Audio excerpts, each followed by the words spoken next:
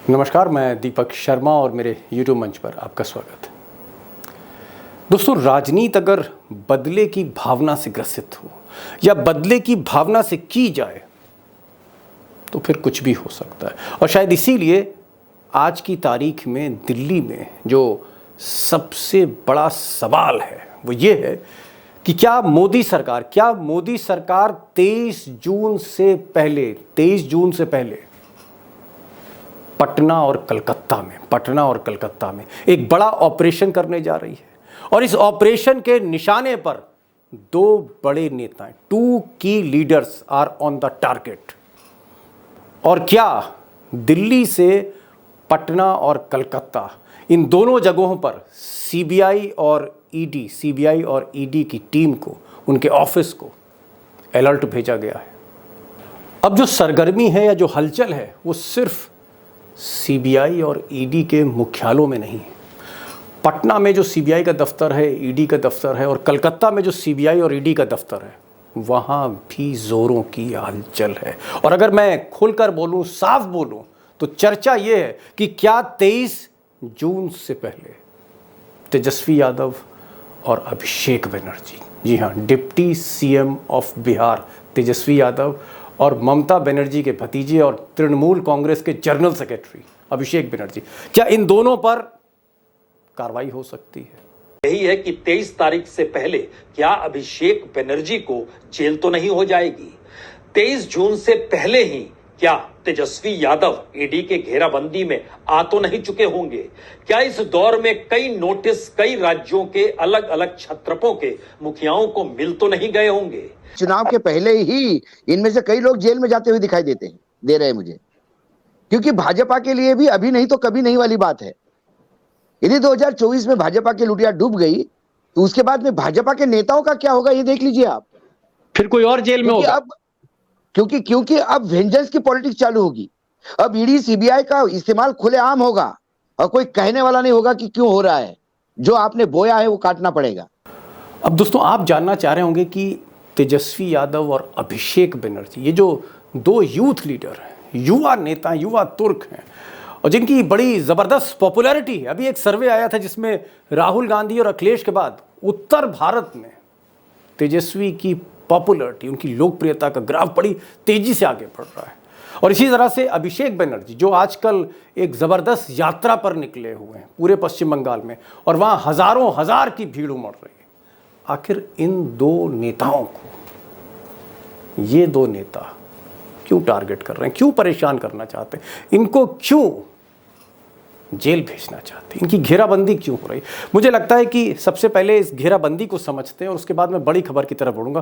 पहला पॉइंट, तेजस्वी और अभिषेक बनर्जी टारगेट पर क्यों है? वाई तेजस्वी, वाई अभिषेक बनर्जी?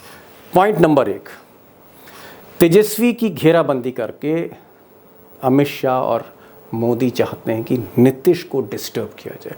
वो नीतीश कुमार जो सारे विपक्ष को एक करने में कामयाब हो गए हैं।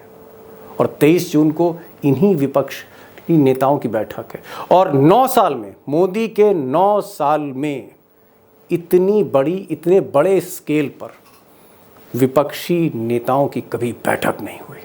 और ये बैठक अगर हो गई तो मोदी और शाह का इससे बड़ा नुकसान कुछ नहीं होगा। तो नीतीश कुमार को डिस्टर्ब करना है जो सूत्रधार हैं, point number 1। Point number 2, Abhishek Banerjee क्यों? अब अभिषेक बनर्जी जो हैं, मेधावी छात्र रहे हैं बिजनेस एडमिनिस्ट्रेशन के। ममता बनर्जी का काफ़ी हद तक कामकाज संभालते हैं। आप कह सकते हैं कि ममता बनर्जी के जो भतीजे हैं, तृणमूल की बैकबोन कहे जाते हैं। अभिषेक की गिरफ्तारी करके कहीं ना कहीं ममता बनर्जी को डिस्टर्ब करने का प्लान है कि अगर ममता डिस्टर्ब हो गई, ममता घबरा गई, केसीआर की तरह, जिनकी लड़की जेल जा रही थी और तब से केसीआर खामोश हैं, जब से उनकी लड़की को समन आया ईडी का। इसी तरह से अमित शाह का सोचना है, मोदी का सोचना है, या यूं कहें गुजरात लॉबी का सोचना है, बीजेपी का सोचना है कि अगर अभिषेक बनर्जी की दुखती रग पकड़ ली तो ममता बनर्जी की दुखती रग पकड़ ली। और ममता बनर्जी आज की तारीख में कांग्रेस के करीब आ रही हैं। जी हाँ, करीब आ रही हैं। तो एक जो पॉइंट है वो पॉइंट नंबर 2, अभिषेक की गिरफ्तारी क्यों करना चाहते हैं? पॉइंट नंबर 3, 23 जून को जो सबसे बड़ी बैठक है, यानी अपोजिशन यूनिटी की अब तक की जो सबसे बड़ी स्ट्रैटेजिक मीटिंग है, पहली बार जो हो रही है, यहाँ केजरीवाल, ममता बनर्जी सब एक मंच पर हैं। इस बैठक से पहले अपोजिशन को चेतावनी देना, वार्निंग देना कि अगर महत्वाकांक्षाएं आपकी जागी तो अगला नंबर जेल जाने का आपका भी है। सोच लीजिए, समझ लीजिए, फिर मिलिए, फिर एक साथ होइए। वार्निंग। और एक मकसद जो बहुत साफ है, विपक्षी एकता को तोड़ना।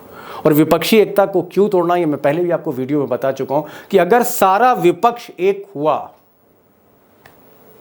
तो फिर मोदी जी को हारने से कोई बचा नहीं सकता।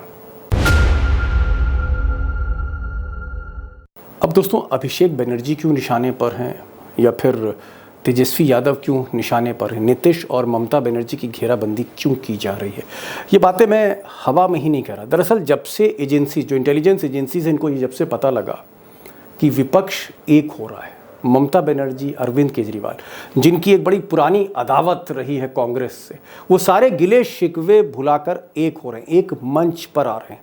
और वो कन्फर्मेशन जब से हुआ तब से जो एजेंसीज हैं, सीबीआई हैं, ईडी है, हरकत में आ गई। और मई 20, पिछले महीने मई 20 को, मई 2023 को अभिषेक बनर्जी हैं, इनको लेकर इनके जो कुछ खास लोग हैं उन पर ईडी के छापे पड़े। और उसमें एक साहब थे सुजय कृष्ण भद्रा, और ये भद्र साहब जो हैं ये अभिषेक के साथ काम करते हैं। इनके यहाँ छापा पड़ा ईडी का कलकत्ते में। और उसके बाद 8 जून को कुछ दिन पहले रुजिरा बनर्जी अभिषेक की पत्नी हैं। ऐसा सुनते हैं कि ये यूएई जा रही थी, दुबई जा रही थी, और तब इनको फ्लाइट पे चढ़ने से रोका गया और ईडी की घेराबंदी शुरू हुई और इनकी पूछताछ हुई। और अब नोटिस दिया गया, जी हाँ, ईडी का नोटिस दिया गया है अभिषेक बनर्जी को। 13 जून को नोटिस, यानी मीटिंग से 10 दिन पहले, 23 जून की मीटिंग से 10 दिन पहले ममता बनर्जी के भतीजे को ईडी का नोटिस दिया गया है जून 13 को। अब तेजस्वी यादव क्यों? दरअसल तेजस्वी यादव और नीतीश कुमार, तेजस्वी और नीतीश की जो ट्यूनिंग है, जो उनके आपसी रिश्ते हैं, जो अंडरस्टैंडिंग है, वाकई वो चाचा भतीजे वाली है। और इस अंडरस्टैंडिंग से सबसे ज़्यादा अगर किसी को रश्क है या सबसे ज़्यादा कोई असहज है तो वो ये साहब है। क्योंकि कहीं ना कहीं इनके हाथ से, इस चाचा भतीजे के रिश्ते की वजह से बिहार निकला जा रहा है इनके हाथ से। दूसरा कारण, तेजस्वी के अखिलेश यादव से बहुत अच्छे संबंध हैं, दूर की रिश्तेदारी भी है।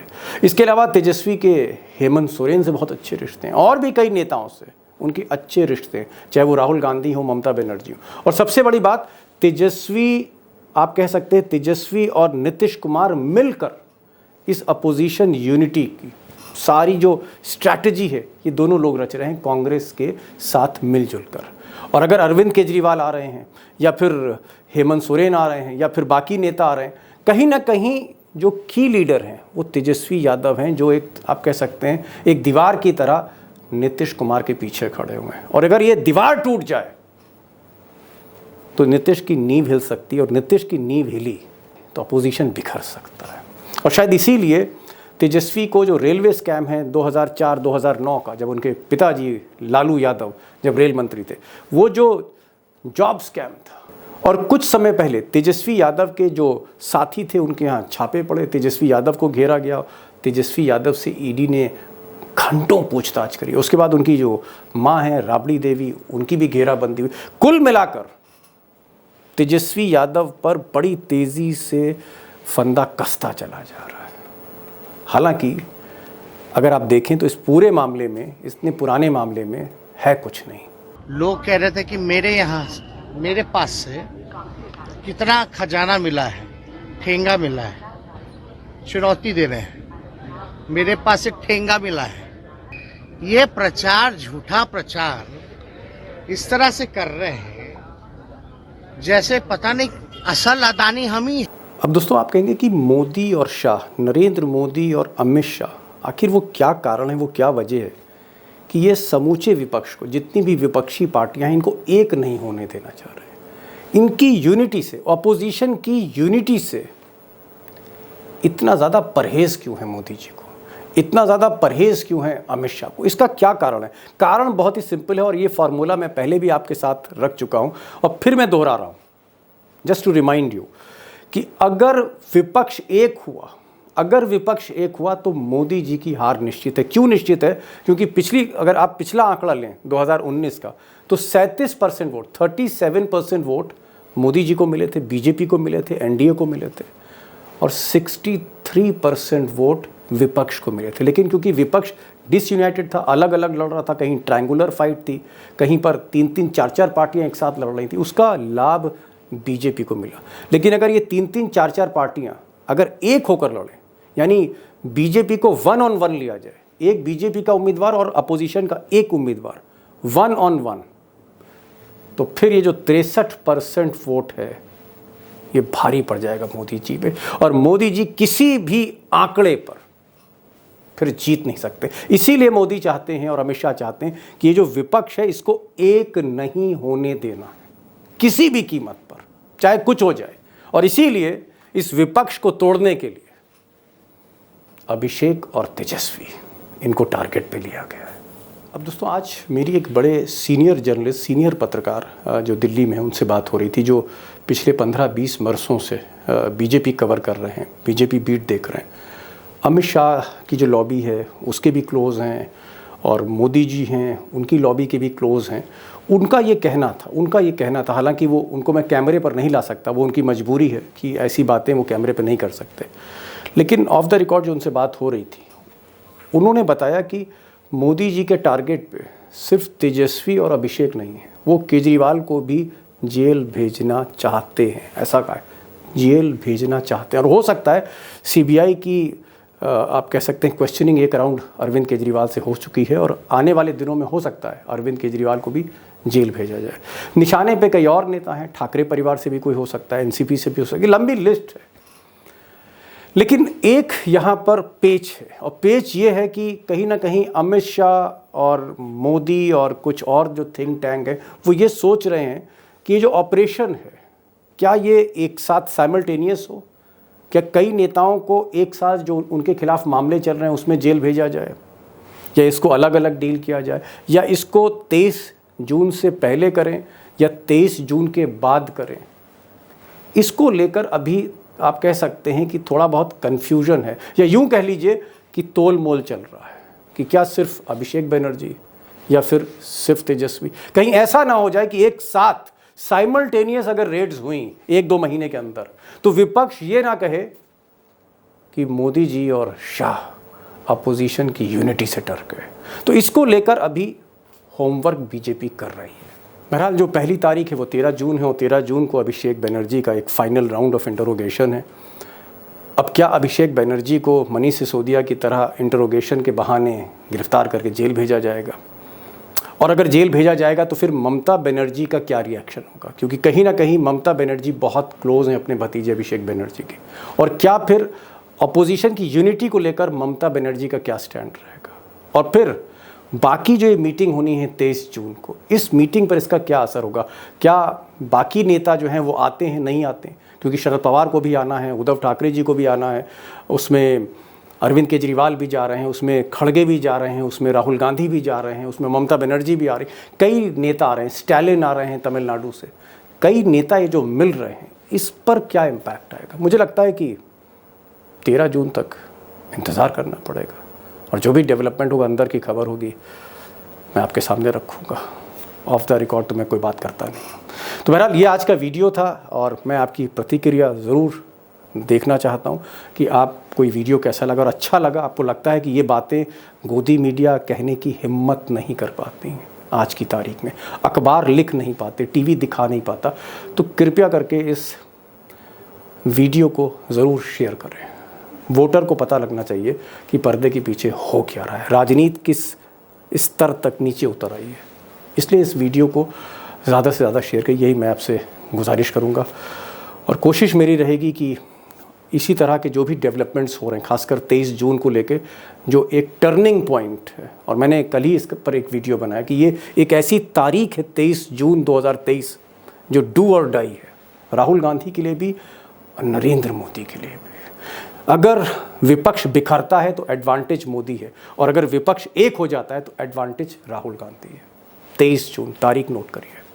लेकिन 13 जून अभिषेक बनर्जी का क्वेश्चनिंग, और उसके बाद तेजस्वी तक भी पहुंच सकती सीबीआई ईडी।